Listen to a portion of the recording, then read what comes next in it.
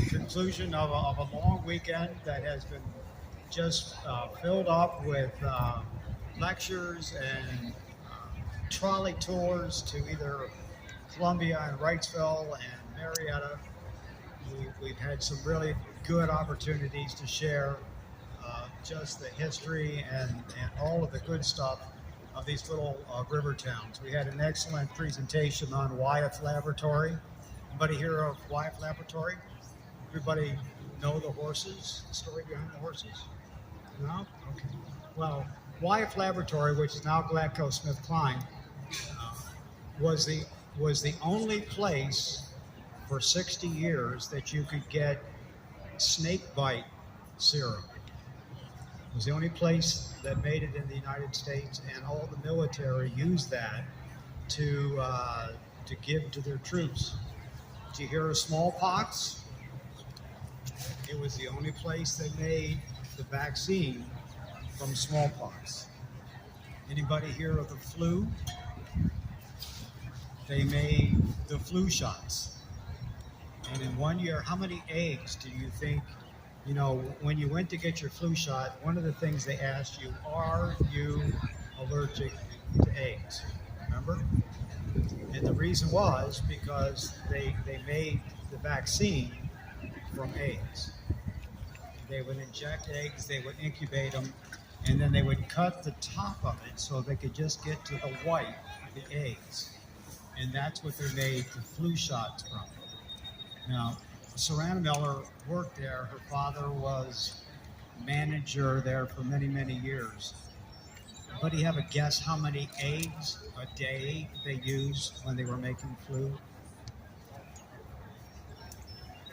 235,000 eggs a day to make the flu shots.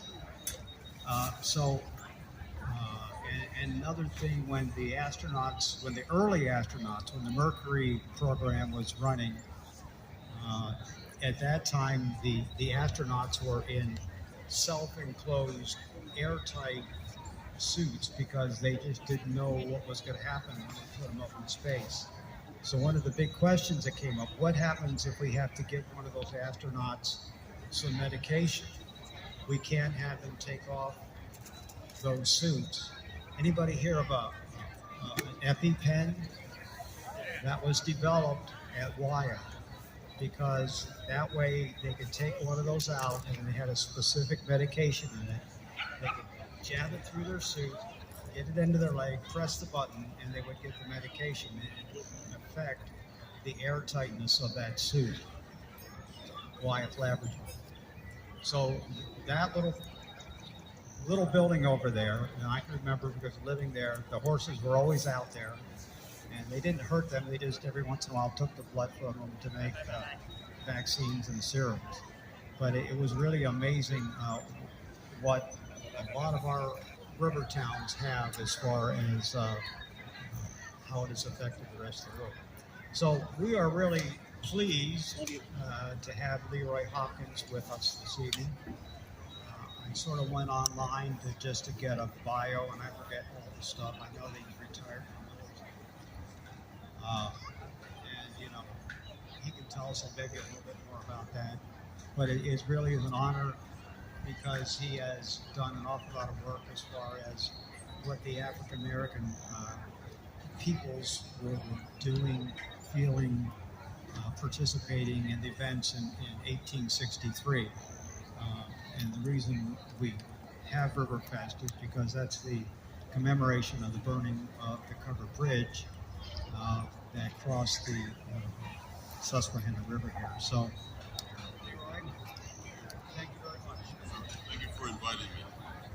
I'll talk about a half an hour about myself and then talk about Civil War.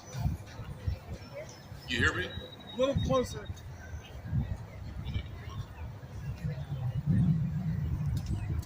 Now can you hear me? Yes. I'll do the what was it? Inner sanctum. I'm a native of Lancaster, Pennsylvania. The big guy there on the red chair, that's my cousin. His great-grandmother and my mother were sisters. he drives me around. I graduated from the schools of Lancaster, went to Millersville, graduated with a BA in German and Russian, and then was fortunate enough to pursue a Ph.D. at Harvard, which I got in 1974. From 1979 to 2015, I taught German at Millersville. I am now Professor Emeritus. I've been retired 9 years, and I enjoy every day of it. Now, to talk a little bit about the Civil War, you have to understand what the role of African Americans or free Africans in the 18th and 19th century was. Whenever the nation was in peril, people of color came to the help of the nation. People doubted that they could do anything, and then they were surprised how well they performed. And then after the war was over, they forgot all about that and said, we can't use them. They will run when they're confronted by the enemy. And that was true in the Revolution, War of 1812, and also in the Civil War.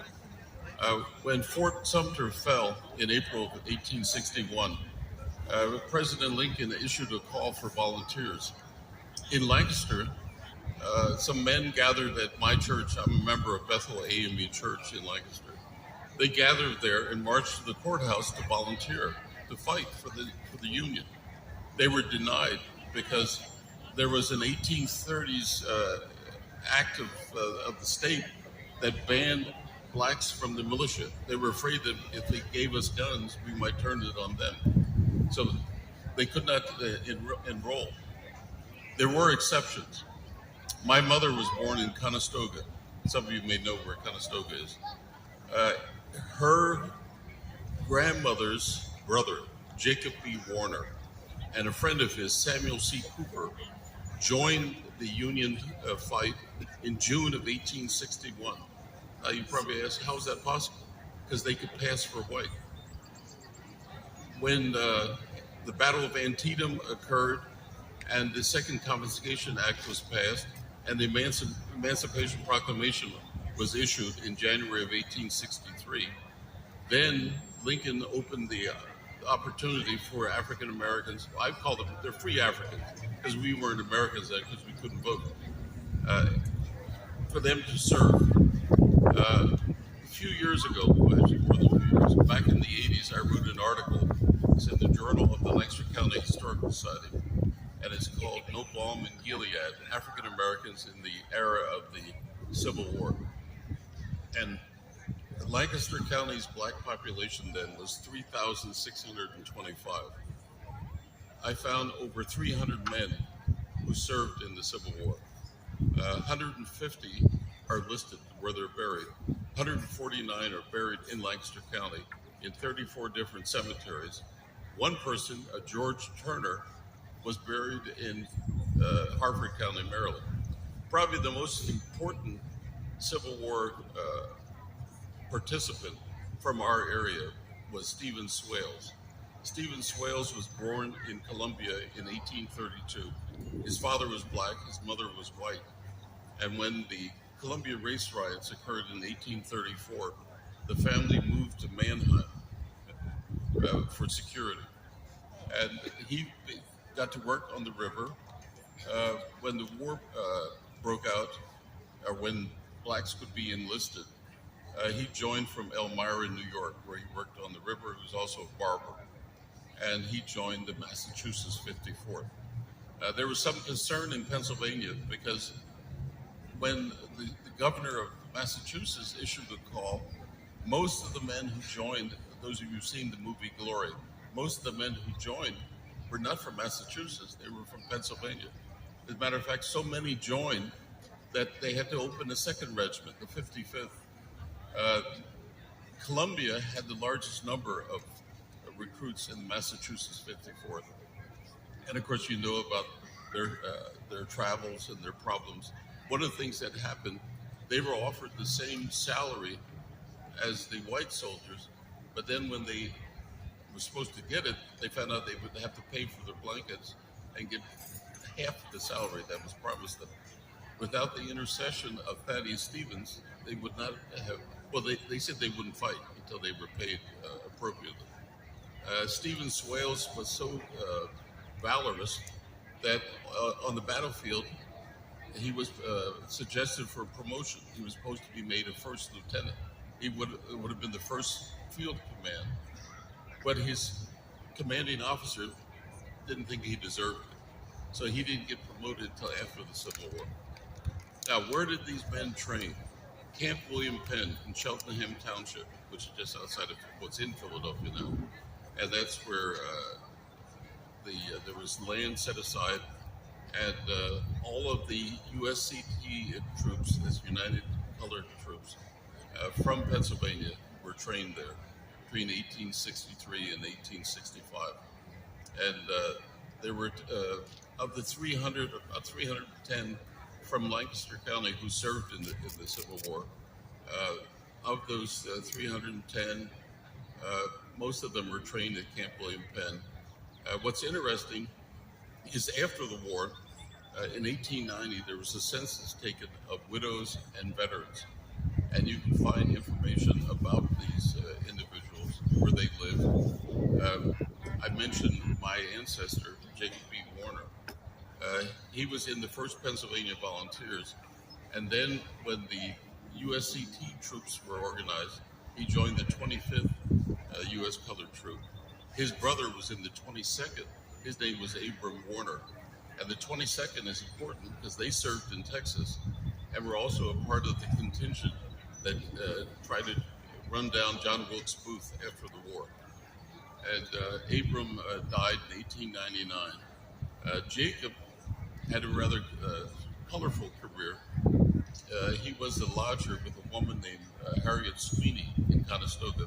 She was a powwow doctor. How many of you know what powwow is?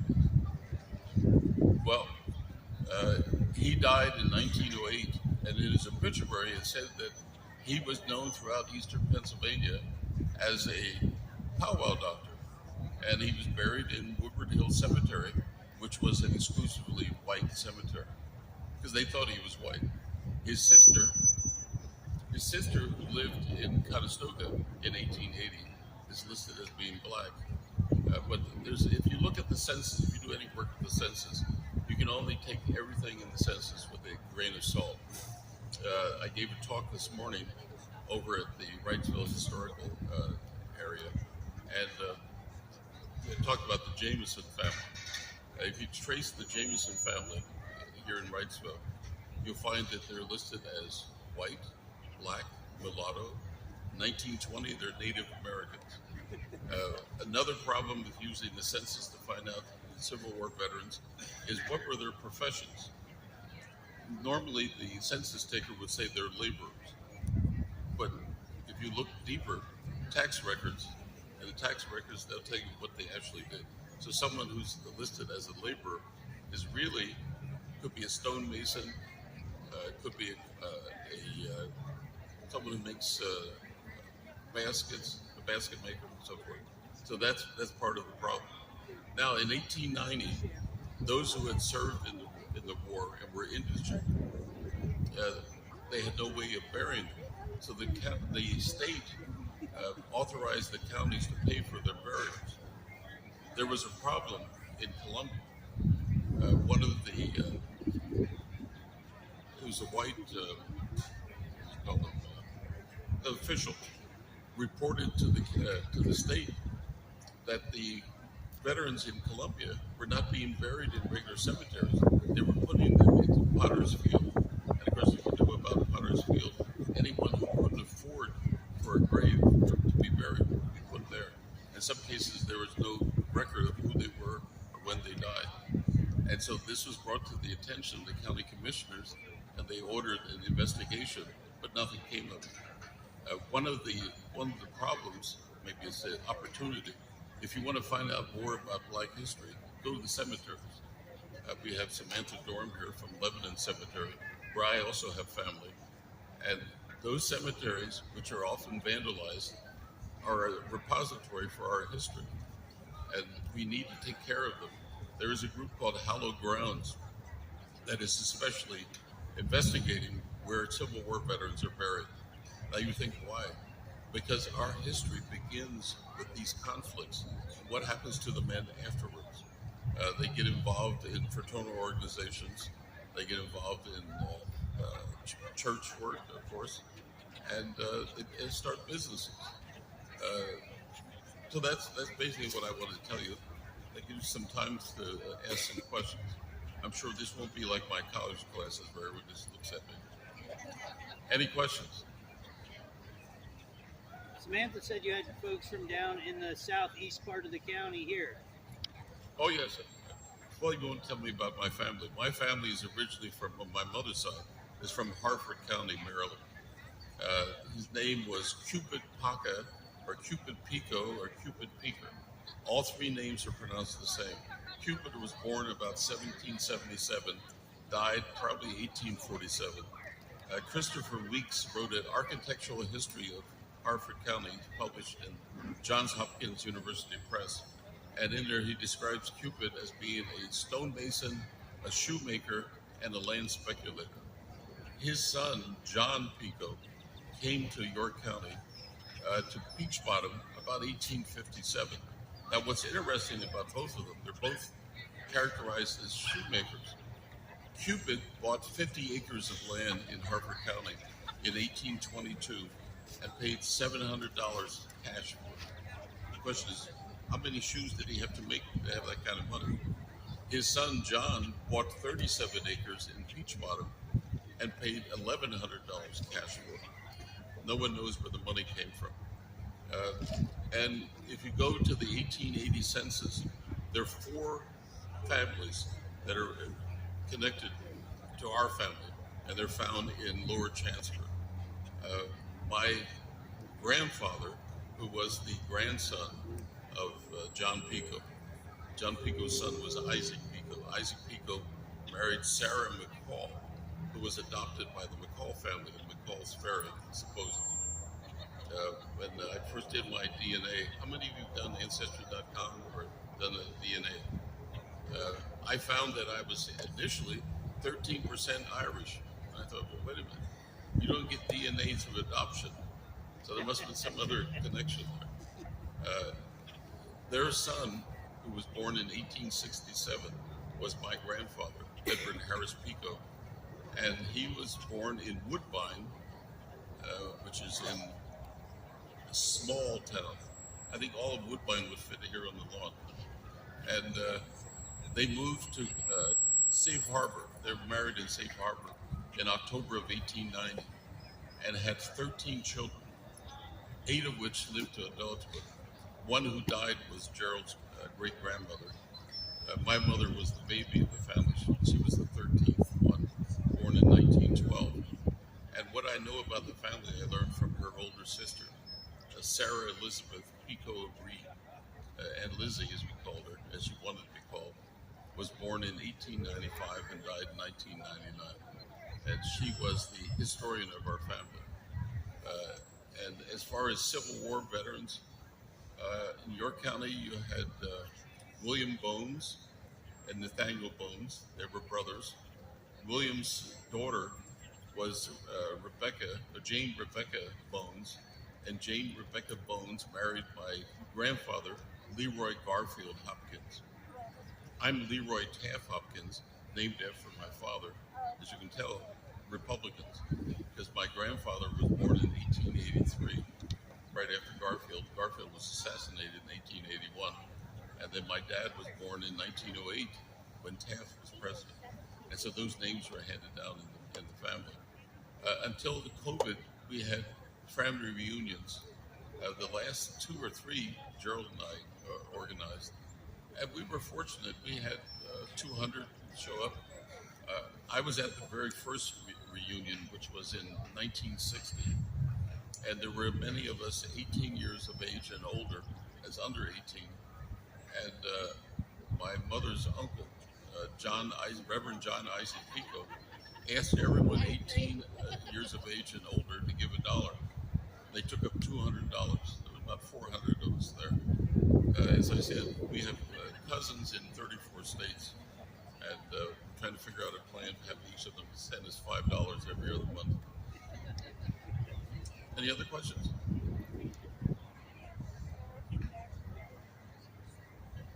many African Americans got recognized for the Civil War. There were 12 who got the Congressional Medal of Honor, none from our area. Although it's interesting, I'm on the board of the William Chester Ruth Legacy Project. William Chester Ruth was born in Herschelton in Chester County. His father was Samuel Ruth, who was enslaved in South Carolina. In 1863, the Massachusetts 54th came through and said, "You're free." So he followed them north, and he married the daughter of Samuel Penn. And Samuel Penn won the Congressional Medal of Honor.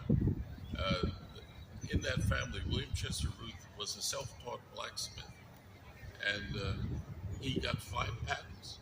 He developed a spreader. You know, when PennDOT spreads the material when the roads are icy. That was a patent by William Chester Ruth. His sister, her name was Jones. She was called Grandma Jones because after she turned 70 years of age, she produced 300 paintings. Some of them are on display in Philadelphia.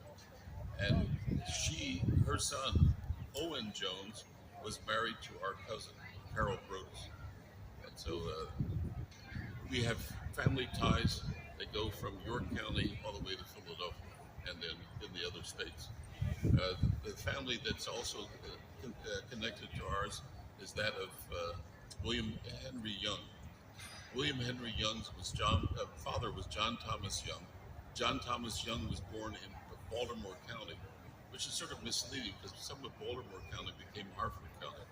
He was born in 1832 and came to Pennsylvania, joined the 32nd U.S. Colored Troop, and his son, William Henry Young, married Mary Elizabeth Pico, who was my mother's aunt.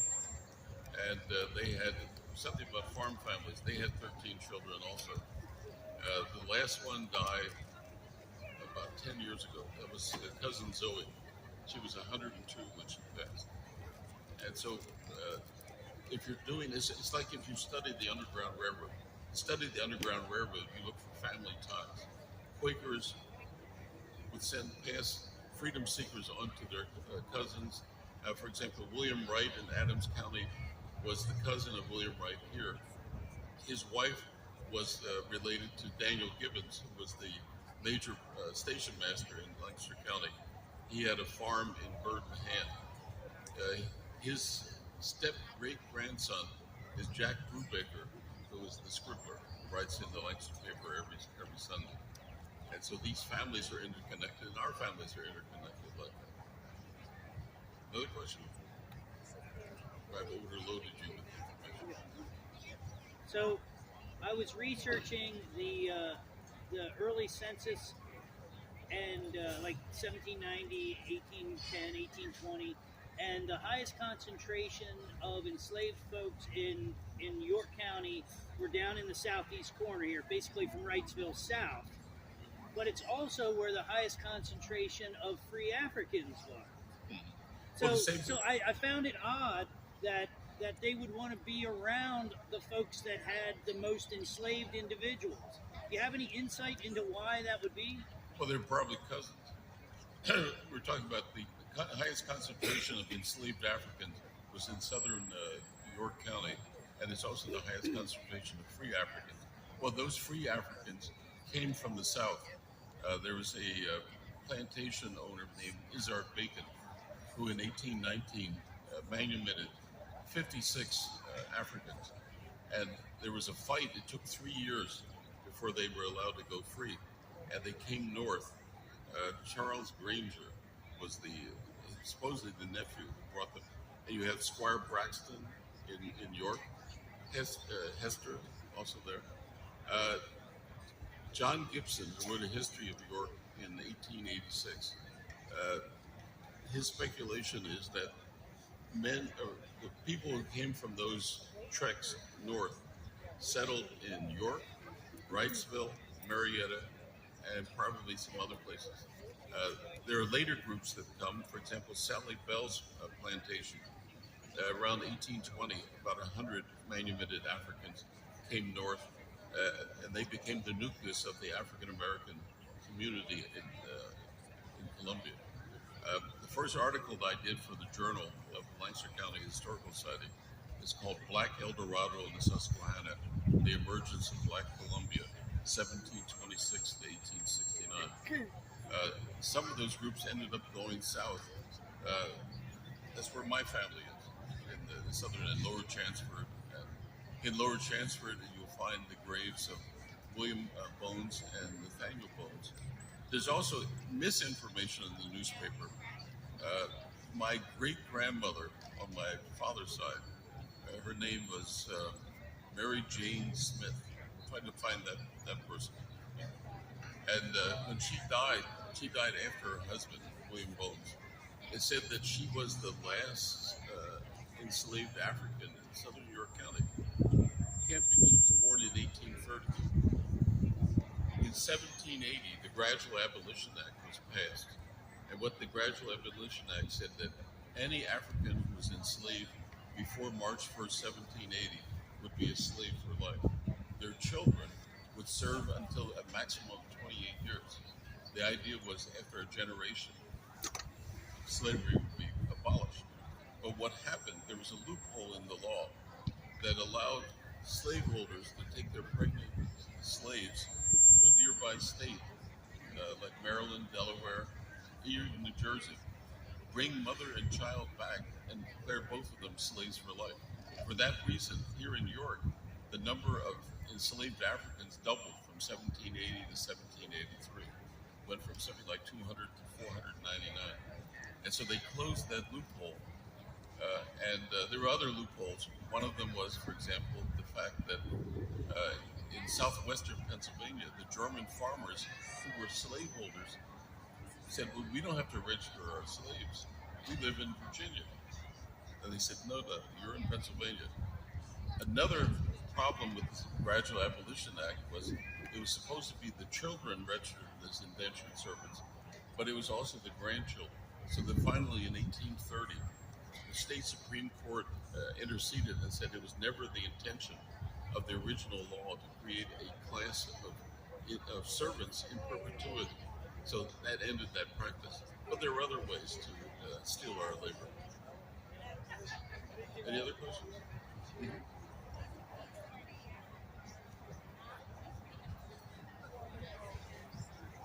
Oh, probably plenty. In some cases, it took years. Just recently, where was that? I'm sorry, what was Someone the question? from World War II. Question. What was the question? Oh yeah, how many Africans in the Civil War were not recognized? And that happens in every war. There was someone who was just honored, a month or so ago, for his service in World War II. He was 100 years old, and they forgot about him. Paperwork got lost. One of the problems of doing research, I've written articles about blacks in the Civil War and World War I. For World War I, there was a publication that came out in 1932, and it's called Officers, Nurses, and Troops in World War I. And there's a page, or there's actually several pages, on black troops, and there are 100 names. 99 actually served. Why? It's a the Office of Veteran Affairs in Lancaster, in the courthouse. You can't find information. You have to self-report. So if you don't report, then they don't know you exist. The late Catherine Jane Tucker, her father served in World War I, but he enlisted in West Virginia. And so when he came to Lancaster County, they had no idea that he was a veteran. Luckily, I found it in a list. I was able, by using Ancestry.com and newspapers.com, I found 138 rather than just 99 served. One of them who didn't get a chance to serve was my uncle. He was in the Buffalo Soldiers. He was in the 24th Infantry. What happened was that the 24th Infantry was in Houston. You probably heard of the Houston race riots. How many's heard of the Houston race riots? No one? They were stationed there. They were fighting against Pancho Villa. And what happened was that one of the men went in town and saw two police beating a black woman. And they said, he asked, what did she do? They beat him and arrested him. His friend comes to find out what happened to him, and he was shot at. So he went back to the camp and said, "Come on, let's get our guns." And they killed. I think it was 14 men were killed, or 14 people were killed. Now, what is very unusual is that this is a military encampment, and these members of the military committing crimes. They were tried by the civil authorities. There were two trials. At the end of each trial, a total of 17 men were hanged, and about 25 were sentenced to life in prison. Some of them were not released until the 1930s. My uncle was luckily, we found his subpoena online, and he was exonerated. But I remember my mother telling me that my grandfather had to borrow some money to help my uncle because he got in trouble. More than that, I didn't know until I found this. So there's always been a problem of recognition. You come to serve, then you're not respected. I lived in Germany altogether 10 years. I was there 63 to 64, 69 to 70, 72 to 76, and then 80 to 81, 86 to 87. And I remember in 1974 there was an incident. In 1948, President Truman desegregated the military. But in the city of Stuttgart, there was a bar that wouldn't allow black GIs to come in. Because the owner said, well, we're going to start fights with the white guys. And so the Lord Mayor of Stuttgart interceded and closed the bar down and said, we will not tolerate that. Who was the Lord Mayor? The son of Rommel, Erich Rommel, the Desert Fox. So I thought that was sort of poetic. The son of a Nazi is fighting for democracy. But the problems in the military still persist. There are members of the neo-Nazis, Klan members that are in the military. One of the areas that I've researched are Afro-Germans. There are probably 500,000 Germans of African and African-American descent.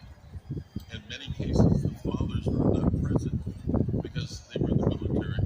And on the way home, sometimes things happen. I've come across stories about men being thrown overboard, or marriages that were hindered. Yeah, that's English. Hindered. Sometimes I fall into German with a pride because the officers were Southerners. They didn't like the idea of black soldiers marrying white women. And so it's an interesting issue. Afro-Germans look up to African Americans. I had the privilege of meeting several, and I remember it was in the fall of summer of 1989. I had a travel visit grant from the German government to do research on Africans and African Americans in Germany. 1,500 was present, and I've been to this house where they were a woman who had written about the image of blacks in German newspapers. And one of the Afro-German women came up to me and she said, "What's your name?" I said, "Leroy." She said, "That was my father's name." I said, "Well, when were you born?" She said, "1954." I said, "Good. My father was here in 1945." But to me, it's always amazing this connection between ethnic cultures. They have rap, they have hip hop in Germany. There's a group called, well, this is back in the 80s. Advanced Chemistry is their name, and they rap in German. And when I was teaching, I taught a course, multicultural Germany, and I would play some of the music, show them films. You have Afro-Germans, you have Afro-Turks, Afro-Arabs, or German Arabs in Germany. So it's a colorful world. Any other questions? I see my time is almost up. Dr. Hopkins. Oh no, we got you a little bit longer. Can't get away from it. Sure. Well,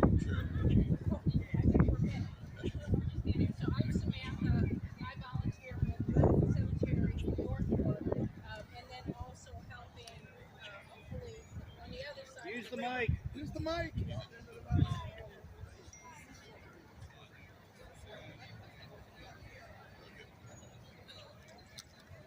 Careful with words.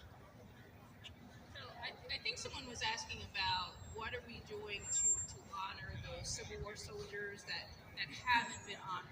So for those of you that don't know, cemeteries were segregated. And so even if you fought in the Civil War as well as other conflicts, you could not be buried in a military cemetery. And so part of what we're doing, Dr. Hopkins mentioned the PA Hallowed Grounds. So the PA Hallowed Grounds is a network of black cemeteries all across the Commonwealth, in which part of what we're doing is getting headstones now for those Civil War soldiers. So just in April of this year, we were able to place a Civil War headstone, same as what you would see at Arlington or one of our Civil War soldiers at Lebanon Cemetery. So again, this is happening not just in York County, not just in Lancaster County, but all across the country. And a big part of it is telling their stories. If you weren't aware, one of those cemeteries is probably less than a mile away from here, right on 2nd. So that is Mount Pisgah. There were tours there earlier today, and we intend to be back again. So York County has about, there's 5, maybe 6 known black cemeteries that do have individuals with the 54th, the 55th. As you're looking over the bridge here when you're coming over Route 30 with Zion Hill Cemetery, I know there are also members of the 54th and 55th there. So my question to Dr. Hopkins, because this is Riverfest, can you tell us a little bit about the role of the river in regards to black families, their livelihood? Sure. The river was very important. It still is important. You may have heard of Stephen Smith and William Whipper. Stephen Smith was born in what is now Dauphin County in Paxton, and he fell under that Gradual Abolition Act. He was sold in 1801 to Thomas Bode, who was a hero of the Revolution. He was a member of St. James Episcopal Church in Lancaster, but he had a business in Columbia, had a lumber yard, and he bought Stephen, and Stephen was 5 years old.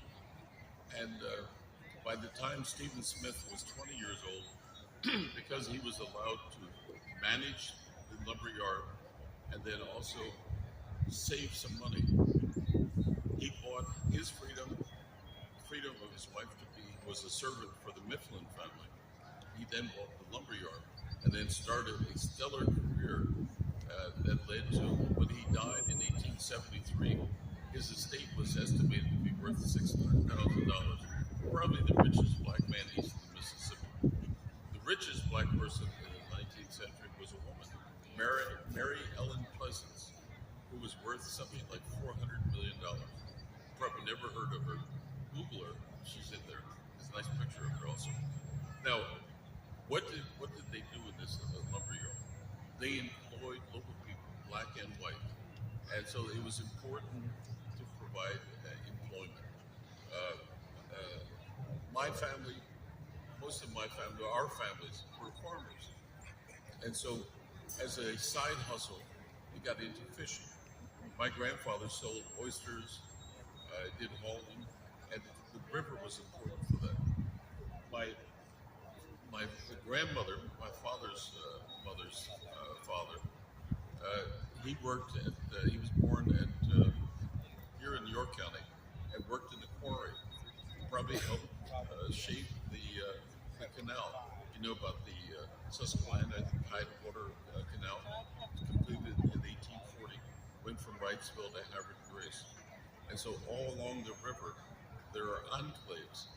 I'm a member of what's called Lancaster Torch Club, and I've already pledged myself next May. I'm going to give a talk about African American enclaves in the Lower Susquehanna, and that's Wrightsville, Marietta, Port Deposit, and Harvard Grace. Now in Harvard Grace, this was one of the major terminal points of the Underground Railroad. People who were escaping slavery would come into Harvard Grace. There was a bridge there at one time, and they would cross over. you've heard of William and Ellen Croft, or Craft rather, there was a book that just came out. I forgot her name. It was an Asian woman. She spoke. She was a part of a program we had at Lancaster History, and for that book, she got the Pulitzer Prize 2 months ago. William was dark complected. His wife Ellen was very fair, and so they disguised her as a man, put her hands in bandages, had a bandage on her head, and said that she couldn't talk, that she was ill. And they got on the train and came through Port Deposit, through Havre de Grace into Port Deposit, went to Philadelphia, where William Still, who was you probably know of him because of his book, which came out in 1872, The Underground Railroad. William Still was born in New Jersey, southern New Jersey. His parents were escaped slaves, and he came to Philadelphia in 1847 and worked for the Pennsylvania Abolition Society. And when the Fugitive Slave Act of 1850 was passed, that had a tremendous impact in our area. Columbia's black population dropped by almost 50%. People decided that they were going to go to Canada. Why didn't they go before? Because you had employers like William Whipper and Stephen Smith, and they were paid top dollar. They got the same pay as the white workers, and so we got myself. I lost the track. I've been talking too long all day. So the economy is very important. The river, what was going on the river, fishing. My grandfather was arrested for trespassing. He was shad fishing, and it was on the land that belonged to Jacob Dritt. How many of you know about Jacob Dritt?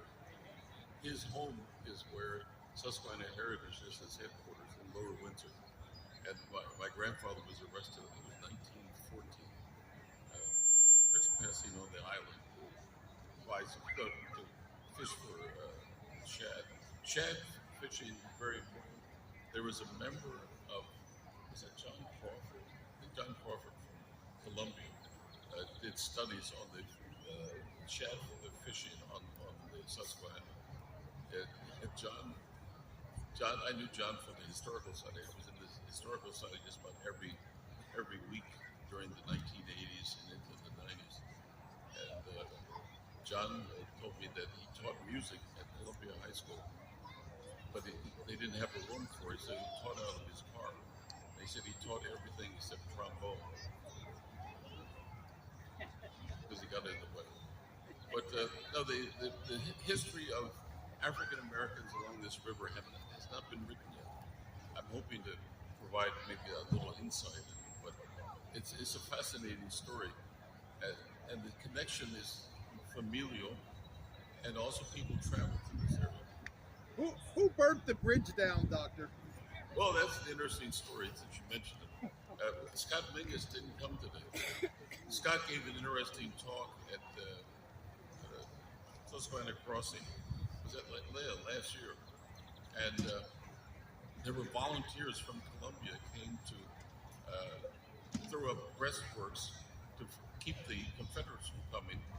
And a man who's no longer with us, Art Brown, who was a African-American postal worker in Lancaster.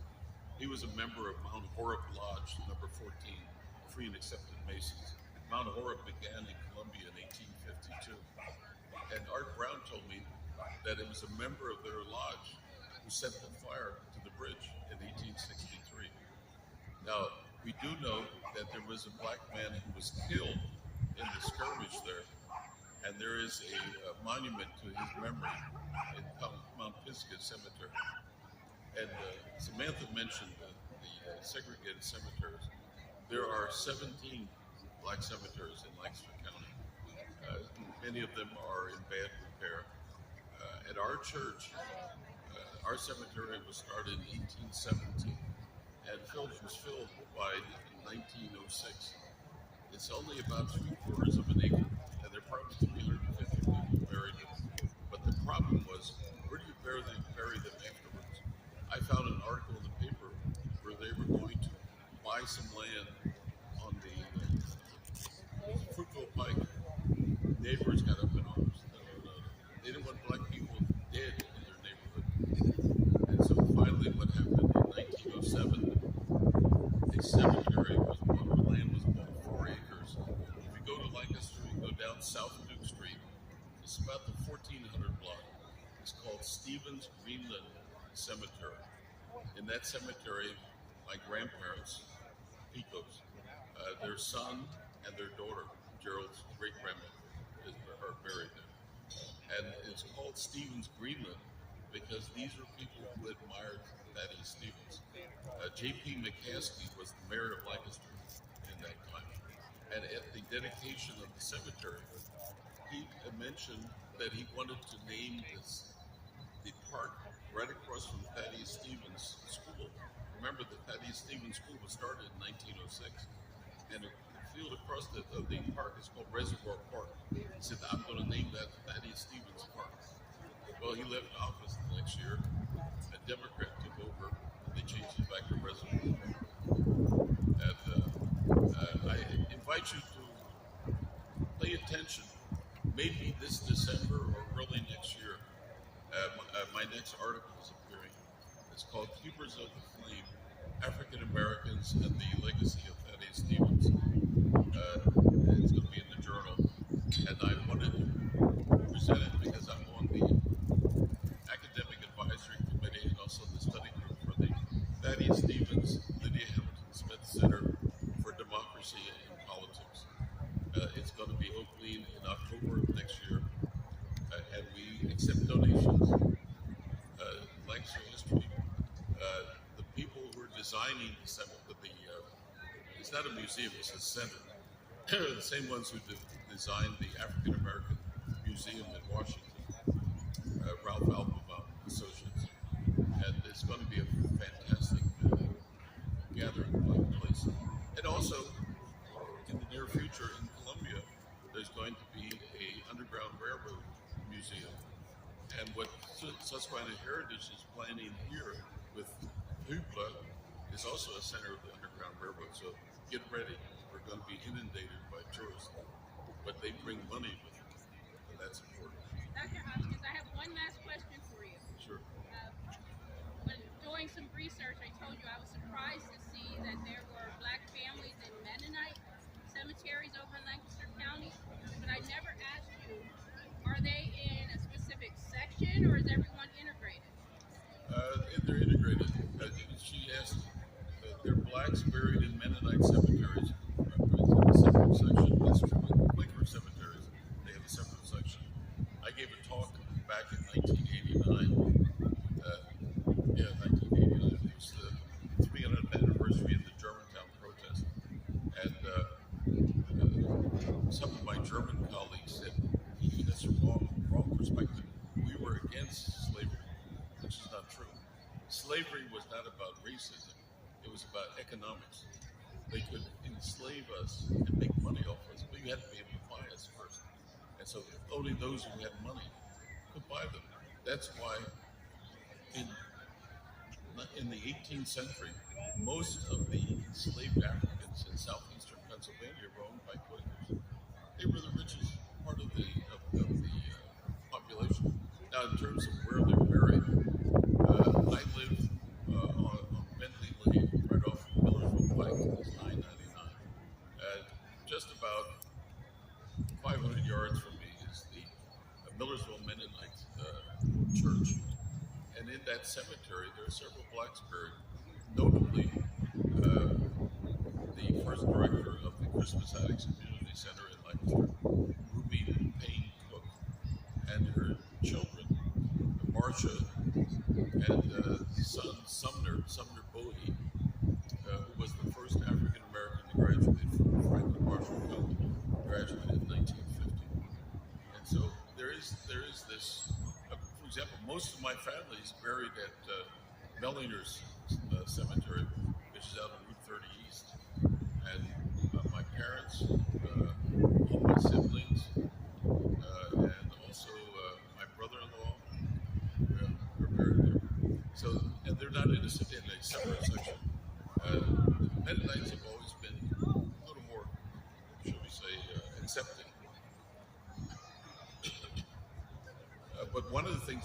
find very interesting because of my interest in German. Excuse me, about 10 years ago, maybe a little more than, there was a horrendous fire in southern Lancaster County. An Amish school was destroyed by fire. And they wanted to interview someone who had gone to school there. And the person they interviewed was in his 80s. He was black. They taught in Pennsylvania Dutch. So he could speak Pennsylvania German. My mother used words that I didn't understand until I started learning German. And I found out, hey, this is German. A hair bun, my mother would call it Dut. In German, the word for hair bun is der Dut. And she would also use things that are obviously Pennsylvania Dutch. When a baby gets sick, what does it do? What does it do? It cuts it. That's German for vomit. And there's some other words that I won't mention. But there has always been this symbiosis, groups living together.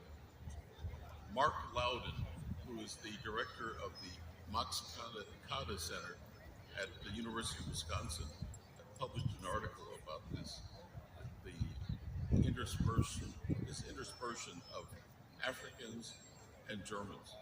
So the Germans learn, or the Africans learn German. And, well, the thing is, I was just reading today's newspaper. They have this chronology, what happened 25, 50 years ago. Gerald probably remembers this. In 1999, some Amish were arrested for selling cocaine. So some of the bad things also happened in all the communities. They were dealing, and this is before they had the Amish mafia on television, which is a joke. So thank you for your attention. Thank goodness it got cool. If anyone wants to see more of your research, is there any particular place where we can do that? The Lancaster County Historical Society, Lancaster History.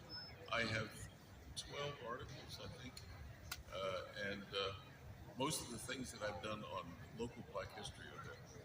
I published from 1984 up until recently, last year, before that, I did an article on Black business in Lancaster County, and it covered the period 1780 to 2000. So that you can find it there. If you have any questions, we can talk after, maybe over something nice and cool.